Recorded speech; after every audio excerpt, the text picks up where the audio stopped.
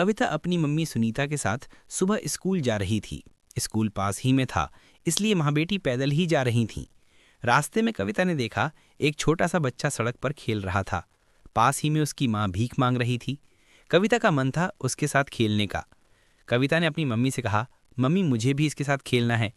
सुनीता जी ने कहा, बेटा नहीं, ये गंदे लोग हैं, देख वो ठीक से नहाया भी नहीं है, चल स्कूल के लिए देर हो रही है। सुनीता कविता को लेकर आगे चल दी। कुछ दूर जाने पर कविता ने पूछा, मम्मी वो इतना गंदा क्यों था? सुनीता जी ने कहा, बेटी वो भीख मांगने वाले गरीब लोग हैं, उनके पास न घर है न कोई नहाने की जगह, यहीं पास में झुग्गी में रहते होंगे। बातें करते करते स्कूल आ गया। कविता को स्कूल छोड़कर सुनीता जी वापस घर आ गईं। इधर कविता अपनी क्लास में बैठी कुछ और ही सोच रही थी। वो बेचारा तो स्कूल भी नहीं जाता होगा, जब वो पढ़ेगा नहीं तो उसे भी भीख मांगनी पड़ेगी। स्कूल खत्म होने के बाद सुनीता जी कविता को लेकर घर चल दी। कविता ने रास्ते में देखा, अब वो बच्चा वहां नहीं था, उसकी माँ भी नहीं थी। कविता बोली, मम्मी वो बच्चा और उसकी माँ कहाँ चले गए? अरे मुझे क्या पता, चल, पता नहीं कहाँ कहाँ तेरा दिमाग चलता रहता है, सुनीता जी ने कविता को डांटते हुए कहा। घर आकर भी कविता उस बच्चे के बारे में सोचती रही। अगले दिन सुबह कविता अपनी मम्मी के साथ स्कूल जा रही थी, तभी उसे एक जगह भीड़ दिखाई दी। सुनीता जी ने पूछा तो किसी ने बताया, बेचारी भिखारिन सुबह भीख मांग रही थी, तभी दूसरी ओर से आ रही तेज गाड़ी ने उसे उड़ा दिया, वहीं खत्म हो गई। अब पता नहीं इस बच्चे का क्या होगा। कविता ने देखा वही बच्चा अपनी माँ के पास बैठा रो रहा था। सुनीता जी और कविता आगे स्कूल के लिए चल दिए। कविता ने पूछा, मम्मी अब इस बच्चे का क्या होगा? सुनीता जी ने कहा, बेटा अभी पुलिस वाले आएंगे, उसे ले जाएंगे, बाद में उसे किसी अनाथ आश्रम में छोड़ देंगे। कविता को कुछ समझ नहीं आया। वो बहुत कुछ जानना चाह रही थी, लेकिन तभी स्कूल आ गया।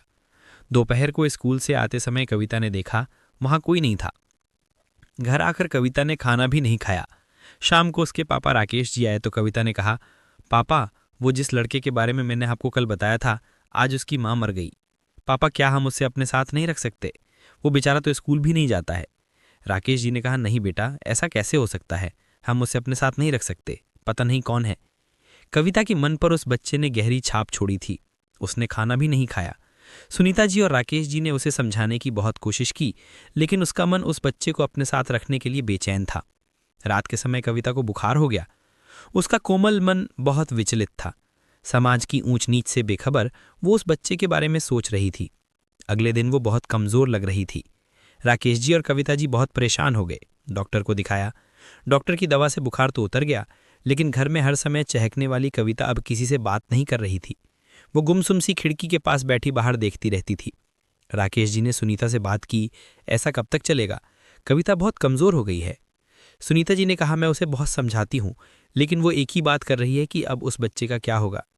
राकेश जी ने सुनीता से कहा, हम अपनी बच्ची की खुशी के लिए उस बच्चे को गोद ले सकते हैं क्या?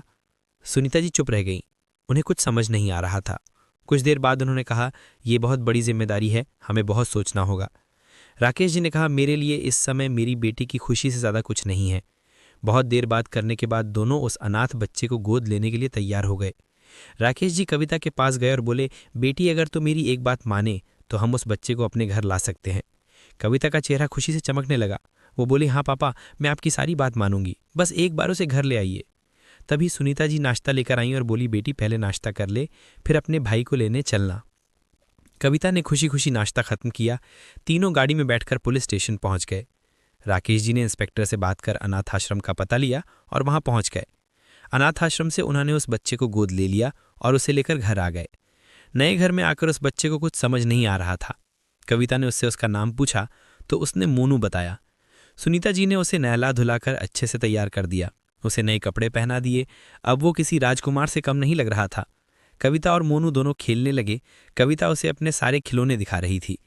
कविता को खुश देखकर राकेश जी ने कहा, आज मुझे अपनी बेटी पर गर्व महसूस हो रहा है, वरना लोग ऐसे बच्चों को देखकर मुंह बनाते हैं और अलग हो जाते हैं। इस तरह एक अनाथ बच्चे को एक घर मिल गया और माता पिता भी